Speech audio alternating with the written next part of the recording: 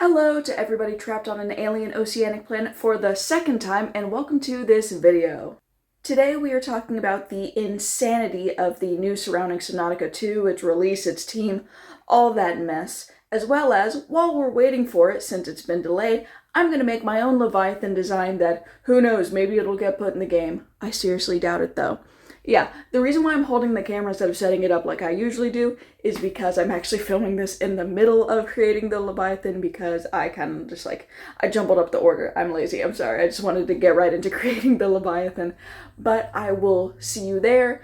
Let's cut back to voiceover me. I will see you there. Oh yeah, by the way, subscribe or you're gonna get trapped on that oceanic planet and you're gonna get delayed for at least another year. So let's just get right into it. Hello, welcome back to the voiceover version of me. I figured while Crafton is going through a lawsuit with the former leaders of the Subnautica dev team, as well as just loving this game's premise and wanting to create my own design, I thought this was the perfect time to showcase my Leviathan idea. So before we go into the full details of the news and what's going on, let me just share a little bit about this design. Other than the fact that my phone is apparently cursed to not stay up, this design is a mix of a shark, an orca, an anglerfish. It's just a bunch of things in one that I thought would be really cool. Although the main premise and idea surrounding this design is an anglerfish meant to mimic the look of the sea moth vehicle, like you can see, and I thought that it would be really cool if it had like a mouth design that opened and closed. But now you can keep all of that in your back pocket while you see these visuals, and I talk about the insanity that is the lawsuit, the drama, and the apparent curse around Subnautica development. So let's go back to where it all started. That unknown world got bought out by Crafton, I'm pretty sure. And allegedly, what happened? The three main founders of Subnautica ended up being fired because of the fact that they were not paying attention to the project, they were delaying it, they weren't taking it seriously, doing their own thing, and hold on while I get interrupted. Ah! Now that I've thoroughly shit my pants, we can get back to the news. So apparently while the three founders were supposed to be paying attention to Subnautica 2, one of them was trying to, one, get a Subnautica movie into the works, but also he was working on this AI-generated Christmas video, apparently. But overall, the main gist of that was they weren't doing their job, so they got outed, and production still continued. Now, what the lawsuit is alleging, that Crafton had decided to fire the three founders because they did not want to give the $250 million buyout for the early release of the game coming out on time. And now the bonus that Crafton is promising whenever the game gets released at a now delayed date is $25 million, which is a big difference compared to $250 million. And now some people are alleging, I'm not sure the source on this one, that the $25 million that's being sent out is what the developers were going to be paid anyways for the bonus, and that extra 100-something million was going directly to the three founders. So it wasn't that big of a difference anyways. Meanwhile, the three founders are alleging that Crafton on purpose delayed the game in one way or another, specifically so they didn't have to give that buyout and could keep a higher percentage of the profit. And now it seems that Crafton has acquired Last Epoch, whatever the company's name is pronounced as. So it seems like that 100-something million might have gone somewhere else. Granted, I don't know how much they actually paid for it. This is all alleged. I don't know the actual story. I'm not on either of these sides. I feel like this is just something that as time unravels, we're going to see who's lying, who's over-exaggerating. The truth will be revealed eventually.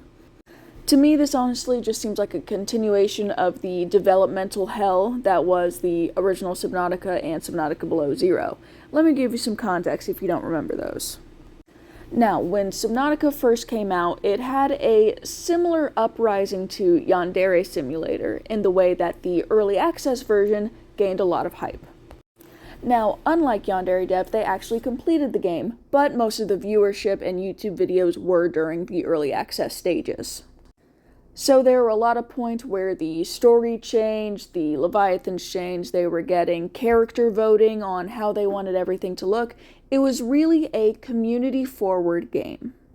And when the original game came out, everybody loved it. It was a nice, simple story, amazing graphics, super cool character designs. Like, it was overall pretty freaking cool.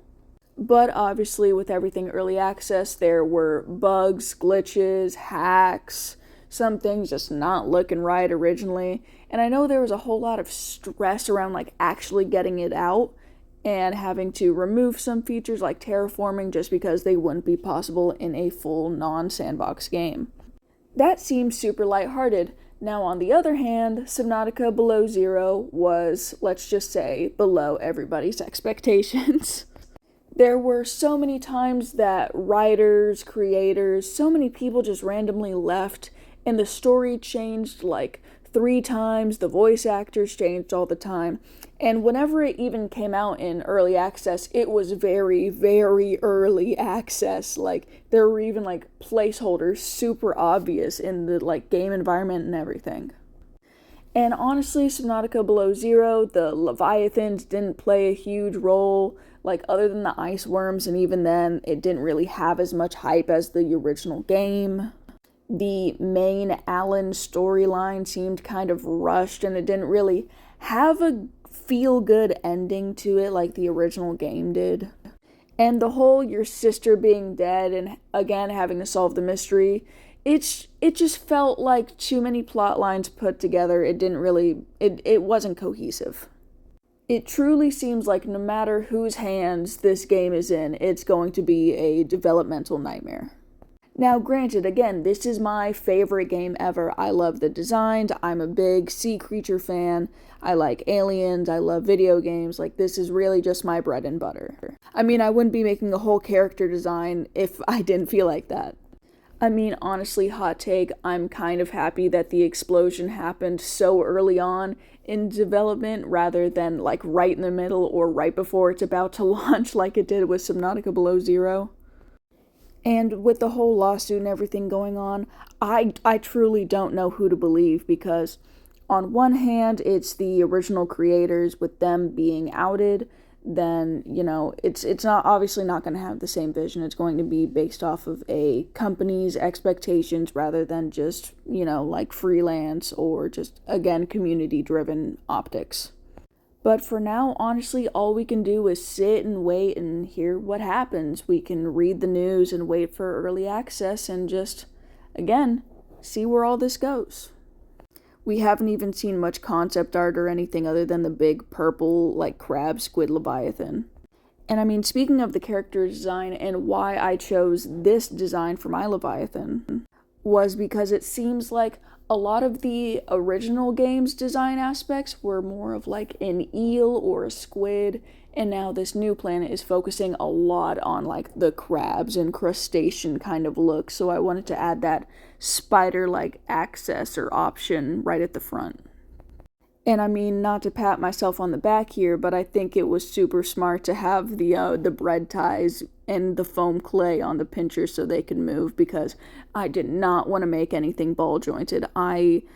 That would be so much work that I am not willing to do right now, especially for such a small sculpture. And I know, ha ha ha, this is supposed to be a big ol' Leviathan and I made it tiny. But I mean, in reality, if this was supposed to be able to eat a sea moth, I could not make a real-life version of this, even if I tried. But with the painting about finished, it looks like it's time to say goodbye to voiceover me. Back to you.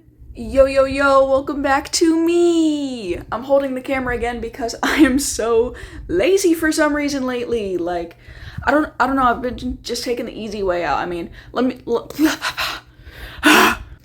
know down in those comments if you prefer me having the camera up like that, or if you want me to continue holding it. Also, where's my son? There he is. Look at him, look at my boy. Sorry. Ugh, I cannot focus. But now I'm going to show you a little pan around with the camera, showing you all the ins and outs of the design. And here's a clip of me messing with the boy because I needed to like charge the glow in the dark paint. And then here is it whenever I went into my dark closet, and dude, this looks so cool. Like, it looks super, super accurate to the game. I'm really proud of that. Like, damn, this looks cool. And again, sorry for the clickbait, I just really like this game and I wanted to talk about the weird news surrounding it. But if you like this video anyways, go ahead and click that like button to give me that sweet, sweet dopamine to keep making these videos. For now, I'm gonna go get lured into the bottom of the ocean. Bye bye! That was dumb.